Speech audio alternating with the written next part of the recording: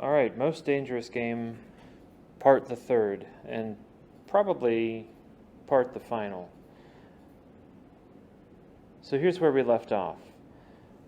Rainsford has fallen off of a boat and swum to an island where he met this guy named General Zaroff, who knew who he was because Mr. Rainsford is an accomplished hunter of large animals, and General Zaroff is as well an accomplished hunter of large animals.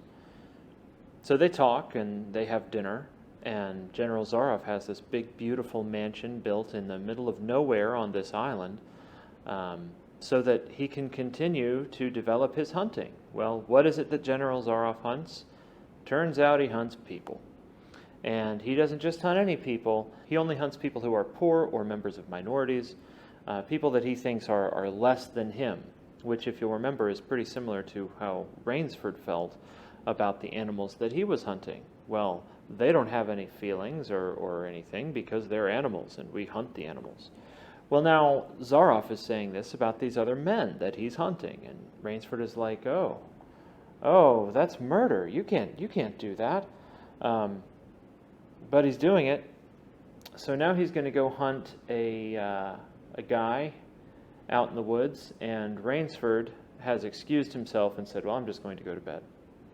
Hunting people is more fun than hunting animals, because people are more smarter. But General Zaroff, it's wrong to hunt people.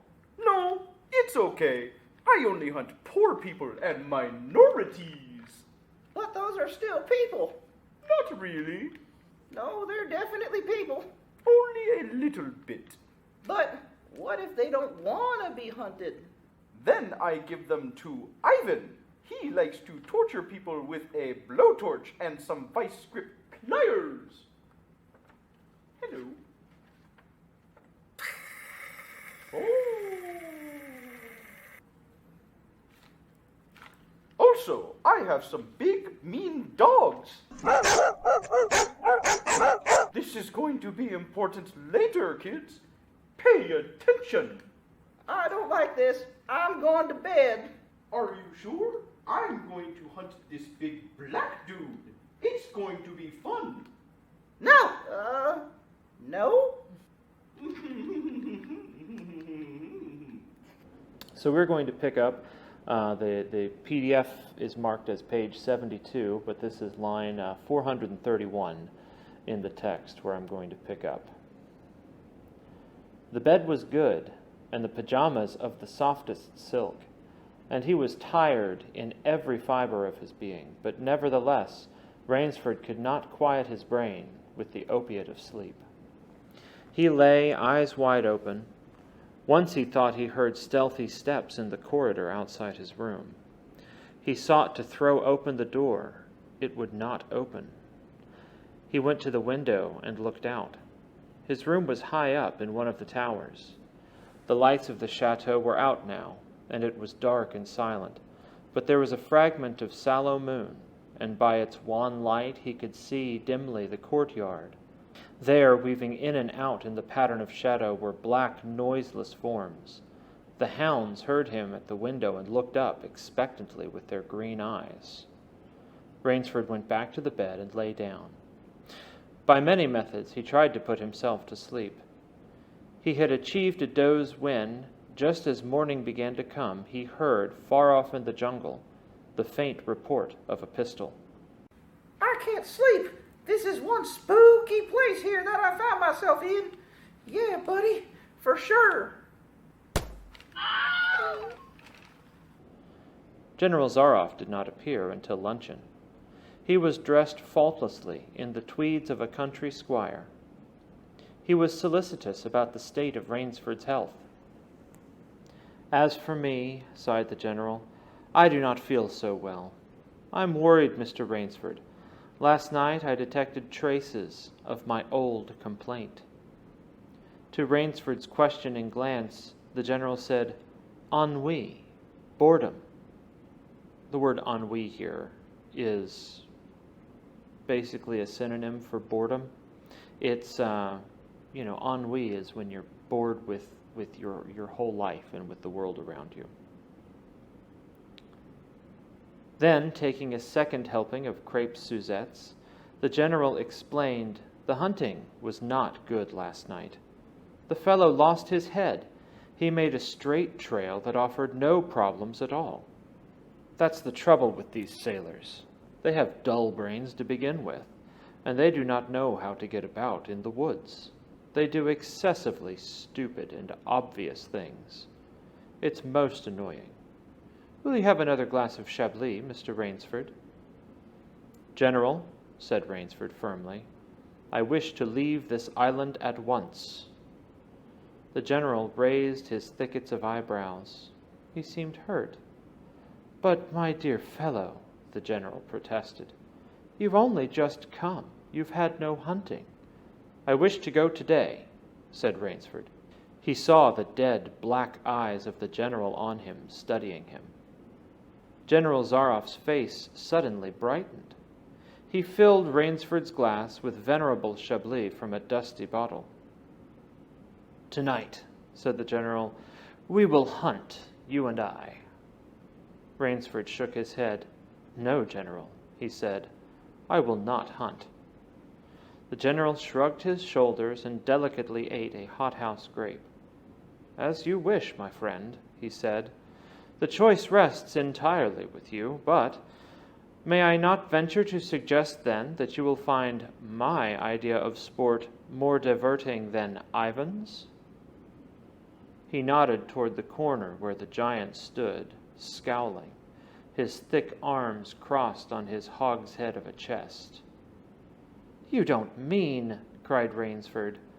My dear fellow, said the general, have I not told you that I always mean what I say about hunting? This really is an inspiration. I drink to a foeman worthy of my steel, at last. So I hunted this dude last night. You really shouldn't do that. It was kind of boring. Can I go home yet? I think I'm going to hunt you instead. I don't want to do that.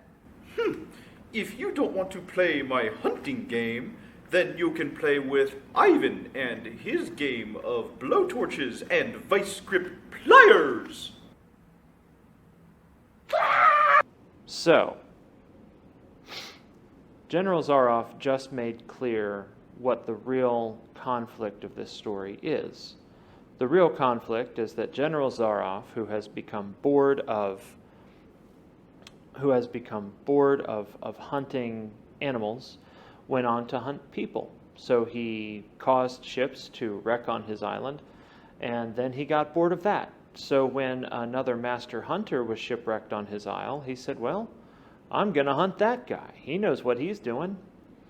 And Rainsford is the guy who's going to be hunted. So the first question that we want you guys to answer as we're going through this, number one, General Zaroff makes the main conflict of the story clear. What is it?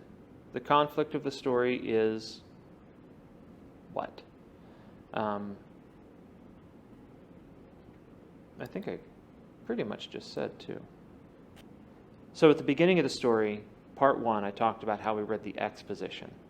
Part two introduced some of the rising action and some of the conflicts, but now that the main conflict is there, the action is really going to become the firm rising action of the story. From here until the climax of the story, the tension in the story is going to grow, and it's going to become a more and more tense and desperate situation for Rainsford until the climax, which is going to be where, something's got to give. The tension has to break. So we'll find out what happens then. The general raised his glass, but Rainsford sat staring at him. You'll find this game worth playing, the general said enthusiastically. Your brain against mine. Your woodcraft against mine. Your strength and stamina against mine. Outdoor chess. And the stake is not without value, eh? "And if I win," began Rainsford huskily. "I'll cheerfully acknowledge myself defeated if I do not find you by midnight of the third day," said General Zaroff. "My sloop will place you on the mainland, near a town." Sloop is an old-timey word for boat. The general read what Rainsford was thinking. "Oh, you can trust me," said the Cossack. "I will give you my word as a gentleman and as a sportsman. Of course, you in return must say nothing of your visit here." "I'll agree to nothing of the kind," said Rainsford.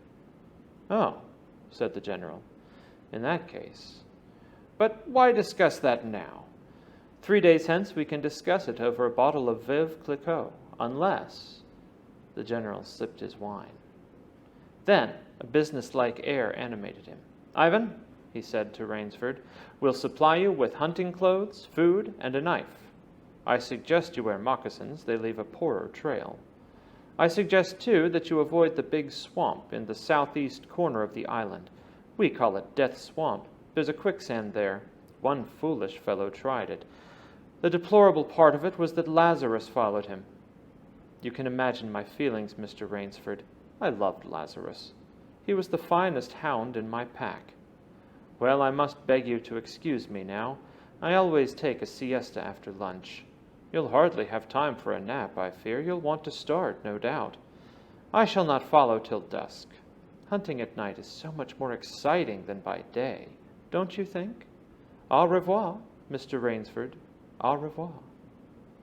General Zaroff, with a deep, courtly bow, strolled from the room. From another door came Ivan.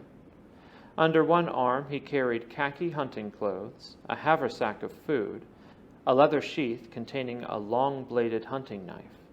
His right hand rested on a cocked revolver thrust in the crimson sash about his waist.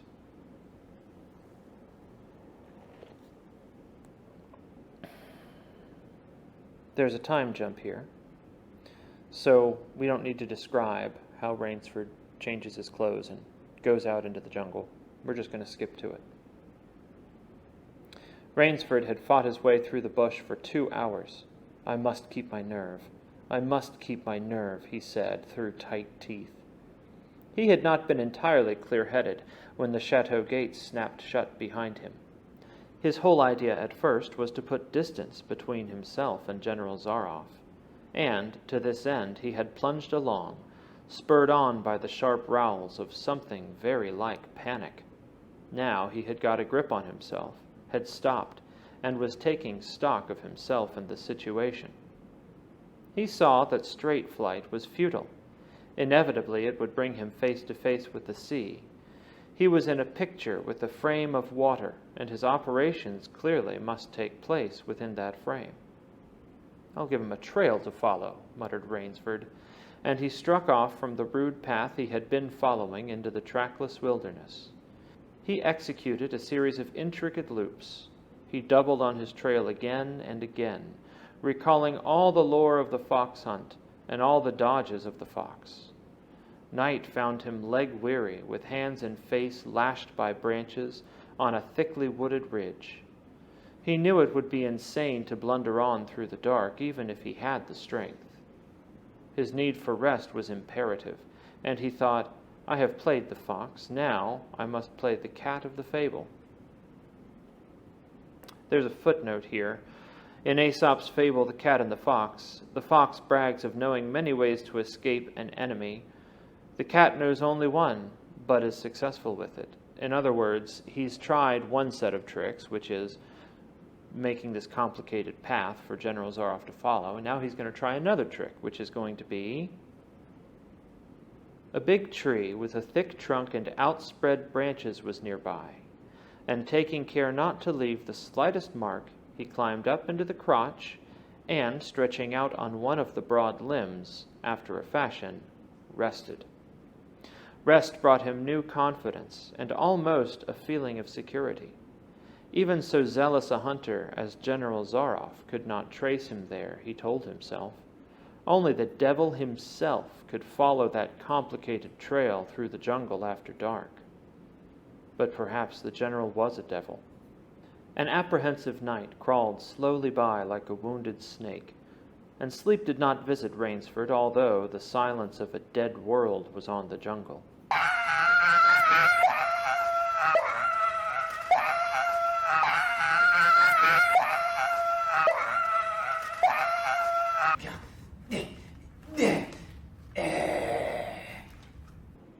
Toward morning, when a dingy gray was varnishing the sky, the cry of some startled bird focused Rainsford's attention in that direction. Something was coming through the bush, coming slowly, carefully, coming by the same winding way Rainsford had come. He flattened himself down on the limb, and through a screen of leaves almost as thick as tapestry he watched. The thing that was approaching was a man. It was General Zaroff. He made his way along with his eyes fixed in utmost concentration on the ground before him. He paused, almost beneath the tree, dropped to his knees, and studied the ground. Rainsford's impulse was to hurl himself down like a panther, but he saw that the general's right hand held something metallic, a small automatic pistol. The hunter shook his head several times, as if he were puzzled. Then he straightened up and took from his case one of his black cigarettes. Its pungent, incense-like smoke floated up to Rainsford's nostrils. Rainsford held his breath. The general's eyes had left the ground and were traveling inch by inch up the tree. Rainsford froze there, every muscle tensed for a spring, but the sharp eyes of the hunter stopped before they reached the limb where Rainsford lay. A smile spread over his brown face. Very deliberately, he blew a smoke ring into the air and then turned his back on the tree and walked carelessly away back along the trail he had come. The swish of the underbrush against his hunting boots grew fainter and fainter. The pent-up air burst hotly from Rainsford's lungs. His first thought made him feel sick and numb. The general could follow a trail through the woods at night. He could follow an extremely difficult trail. He must have uncanny powers. Only by the merest chance had the Cossack failed to see his quarry. Rainsford's second thought was even more terrible. It sent a shudder of cold horror through his whole being. Why had the general smiled? Why had he turned back? Rainsford did not want to believe what his reason told him was true, but the truth was as evident as the sun that had by now pushed through the morning mists. The general was playing with him. The general was saving him for another day's sport. The Cossack was the cat, he was the mouse. Then it was that Rainsford knew the full meaning of terror. I can see you. Try again. Here's where we want you to answer number 2. How does Zaroff's reaction to Rainsford's first trick make things more difficult for Rainsford? So Rainsford tried to lose General Zaroff in the woods, and General Zaroff was able to follow him. They spent a lot of time talking about what a difficult trail it was, and how Zaroff should have had a hard time following it. And yet, he shows up almost immediately and looks up the tree, and before he sees Rainsford, he stops, smiles, turns around, and leaves. Rainsford's thinking, well, gee, maybe he's playing with me. Well, that's pretty obvious based on the scene that the general is playing with him. How does that make things more difficult for Rainsford than they already were? I will not lose my nerve. I will not. He slid down from the tree and struck off again into the woods. His face was set, and he forced the machinery of his mind to function. 300 yards from his hiding place, he stopped where a huge dead tree leaned precariously on a smaller living one. Throwing off his sack of food, Rainsford took his knife from its sheath and began to work with all his energy. The job was finished at last, and he threw himself down behind a fallen log 100 feet away. Ugh, it's a log trap. He did not have to wait long. The cat was coming again to play with the mouse. Following the trail with the sureness of a bloodhound came General Zaroff. Nothing escaped those searching black eyes. No crushed blade of grass, no bent twig, no mark, no matter how faint in the moss. So intent was the Cossack on his stalking that he was upon the thing Rainsford had made before he saw it. His foot touched the protruding bough that was the trigger. Even as he touched it, the general sensed his danger and leapt back with the agility of an ape. But he was not quite quick enough. The dead tree, delicately adjusted to rest on the cut living one, crashed down and struck the general a glancing blow on the shoulder as it fell. But for his alertness, he must have been smashed beneath it. He staggered, but he did not fall, nor did he drop his revolver. He stood there, rubbing his injured shoulder, and Rainsford, with fear again gripping his heart, heard the general's mocking laugh ring through the jungle. "Rainsford," called the general, "if you are within sound of my voice, as I suppose you are, let me congratulate you. Not many men know how to make a Malay man-catcher. Lucky for me, I, too, have hunted in Malacca. You are proving interesting, Mr. Rainsford. I am going now to have my wound dressed. It's only a slight one, but I shall be back. I shall be back." When the general, nursing his bruised shoulder, had gone, Rainsford took up his flight again. It was a flight now, a desperate, hopeless flight that carried him on for some hours. Dusk came, then darkness, and he still pressed on. The sound grew softer under his moccasins. The vegetation grew ranker, denser. Insects bit him savagely. Then, as he stepped forward, his foot sank into the ooze. He tried to wrench it back, but the muck sucked viciously at his foot as if it were a giant leech. With a violent effort, he tore his foot loose. He knew where he was now, Death Swamp and its quicksand. Guys, how many of you, when you were listening or reading and they talked about, don't go to the southeast part of the island, that's where Death Swamp is, how many people knew immediately that he was going to go to Death Swamp? His hands were tight closed, as if his nerve were something tangible that someone in the darkness was trying to tear from his grip. The softness of the earth had given him an idea. He stepped back from the quicksand a dozen feet or so, and like some huge prehistoric beaver, he began to dig. Rainsford had dug himself in France when a second's delay meant death. That had been a placid pastime compared to his digging now. The pit grew deeper, and when it was above his shoulders, he climbed out, and from some hard saplings cut stakes and sharpened them to a fine point. These stakes he planted in the bottom of the pit, with the points sticking up.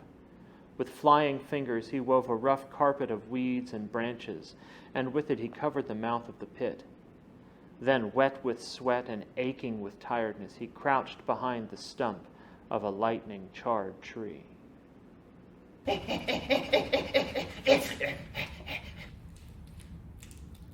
It's a Burmese tiger pit. So, question number 3. Do you think the pit trap is going to work on General Zaroff? Give your reasons why. So, pause and go ahead and answer that. What do you think? Based on what you've seen so far, right? Zaroff has found him in the jungle very easily and then managed to dodge the first trap. Is the second one going to work? He knew his pursuer was coming.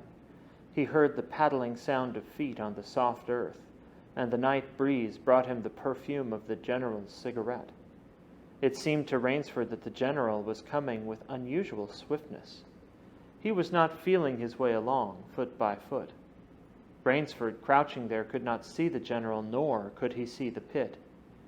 He lived a year in a minute. Then he felt an impulse to cry aloud with joy, for he heard the sharp crackle of the breaking branches as the cover of the pit gave way. He heard the sharp scream of pain as the pointed stakes found their mark.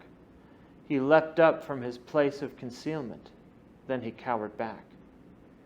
3 feet from the pit, a man was standing with an electric torch in his hand. Electric torch is 1920s for flashlight. "You've done well, Rainsford," the voice of the general called. "Your Burmese tiger pit has claimed one of my best dogs. Again you score. I think, Mr. Rainsford, I'll see what you can do against my whole pack. I'm going home for a rest now. Thank you for a most amusing evening."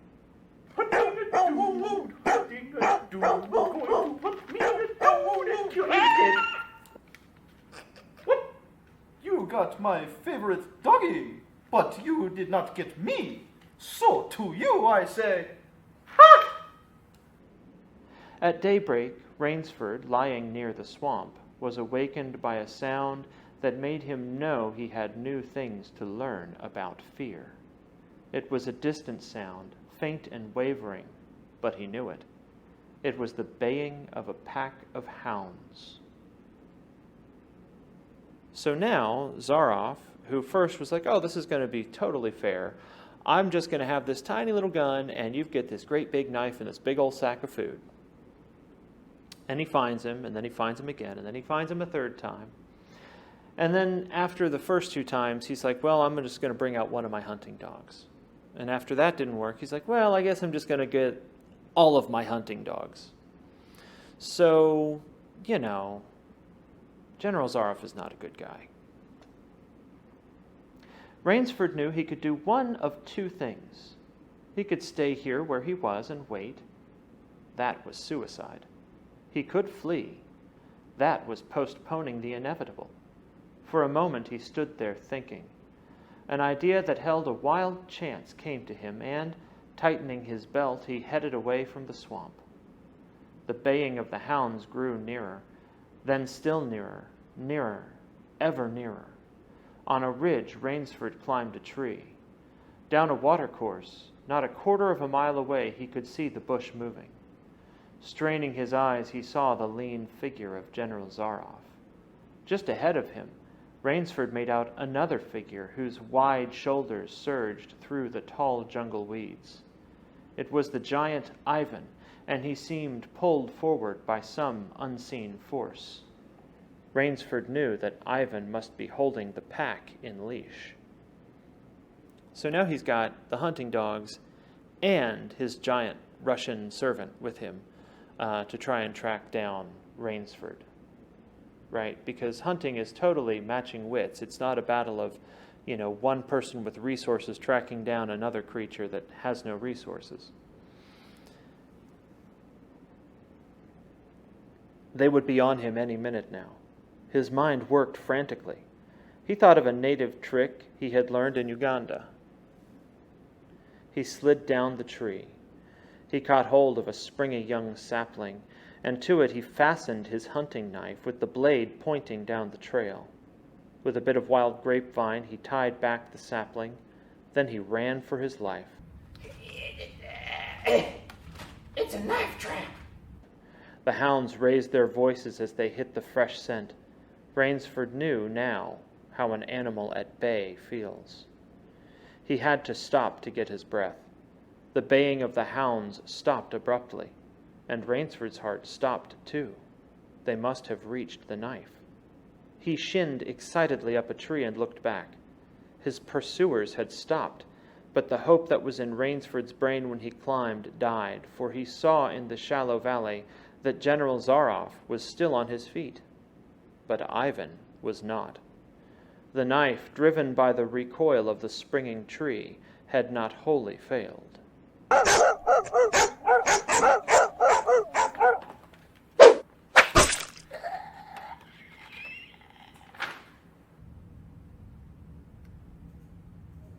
So number 4, the fourth question.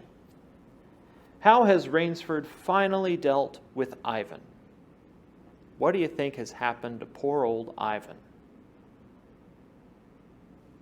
If you go back and reread that description of how that trap worked, he took a tree, a springy young tree, and bent it all the way back, and then he tied his knife to the end of it and made a tripwire. And then when Ivan came, what's going to happen with the knife? What happened to Ivan? Rainsford had hardly tumbled to the ground when the pack took up the cry again. "Nerve, nerve, nerve," he panted as he dashed along. A blue gap showed between the trees dead ahead. Ever nearer drew the hounds. Rainsford forced himself on toward that gap. He reached it. It was the shore of the sea. Across a cove he could see the gloomy gray stone of the chateau. 20 feet below him the sea rumbled and hissed. Rainsford hesitated. He heard the hounds. Then he leapt far out into the sea. I refuse to play your evil game! Ah! And that moment right there, just before Rainsford leaps into the sea, that is the climax of the story. The climax of a story is the spot where you've got to go one way or the other. It's decision time. It's the final moment, right? Rainsford is standing there on the edge of this cliff, and he's looking back, and General Zaroff is coming with his dogs. Rainsford has lost his knife. He's out of the woods. He's out in the open. He has no other options. He's like, am I going to stay and fight General Zaroff, or am I going to jump? And he decides to jump. And that moment when he decides to jump is the climax of the story, because that is Rainsford deciding what he's going to do to end the conflict. Because, if we read on what the general does, when the general and his pack reached the place by the sea, the Cossacks stopped. For some minutes he stood regarding the blue-green expanse of water. He shrugged his shoulders. Then he sat down, took a drink of brandy from a silver flask, lit a perfumed cigarette, and hummed a bit from Madame Butterfly. So Rainsford was all out of time. He had no other options, jumped off a bridge. What does General Zaroff think happened? Well, what did Rainsford do? He jumped off a cliff. How does that resolve the conflict? Because General Zaroff sees him jump off a cliff and thinks, well, what do you think when you see somebody jump off a cliff, right? That's the answer to question number 5. What does Rainsford do to resolve the conflict in the moment of climax there at the edge of the precipice with General Zaroff coming behind him with his hunting dogs? Well, shoot. Off to bed then. Come, doggos. General Zaroff had an exceedingly good dinner in his great paneled dining hall that evening. With it he had a bottle of Pol Roger and half a bottle of Chambertin. 2 slight annoyances kept him from perfect enjoyment. One was the thought that it would be difficult to replace Ivan. The other was that his quarry had escaped him. Of course the American hadn't played the game. So thought the general as he tasted his after-dinner liqueur. In his library he read to soothe himself from the works of Marcus Aurelius. At 10 he went up to his bedroom. He was deliciously tired, he said to himself as he locked himself in. There was a little moonlight, so before turning on his light he went to the window and looked down at the courtyard. He could see the great hounds, and he called, "Better luck another time," to them. Then he switched on the light. That is our falling action. The moment of climax came when Rainsford is standing there at the cliff, deciding, am I going to jump? Am I going to fight? What am I going to do? And he jumps. There's your climax. The falling action is going to be, well, what happens after that? What is the result, the immediate result of the climax? In this case, the immediate result is that General Zaroff thinks, well, Rainsford's killed himself rather than let me kill him, like he was supposed to. And so I'm going to go home and I'm going to have dinner and think about how I'm going to replace my giant guy and talk to my hunting dogs. And, that's what he does. He just kind of goes home and chills out because he thinks, well, the whole thing's done. Rainsford killed himself. A man who had been hiding in the curtains of the bed was standing there. "Rainsford!" screamed the general. "How in God's name did you get here?" "Swam," said Rainsford. "I found it quicker than walking through the jungle." The general sucked in his breath and smiled. "I congratulate you," he said. "You have won the game." Rainsford did not smile. "I am still a beast at bay," he said in a low, hoarse voice. "Get ready, General Zaroff." The general made one of his deepest bows. "I see," he said. "Splendid. One of us is to furnish a repast for the hounds. The other will sleep in this very excellent bed. On guard, Rainsford." He had never slept in a better bed, Rainsford decided. So, furnish a repast, by the way, means to serve as a meal. So one of them is going to be eaten by the dogs. The other one is going to get to sleep in General Zaroff's super bougie, nice, fluffy, warm, cozy bed.